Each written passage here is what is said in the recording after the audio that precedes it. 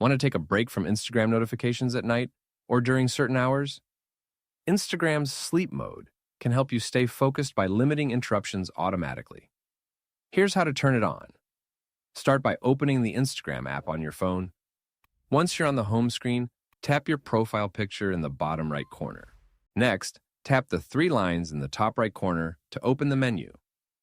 From there, scroll down and select Time Management. Inside Time Management, tap Sleep Mode. You'll see a toggle at the top of the screen. Turn it on, then choose the start and end times that work best for you. During those hours, Instagram will limit notifications and let people know that you're currently in sleep mode if they send you a message. And that's all there is to it. Once it's set up, Instagram will automatically activate sleep mode on your schedule every day. If you found this guide helpful, don't forget to like, subscribe, and check out more quick Instagram tips and tutorials.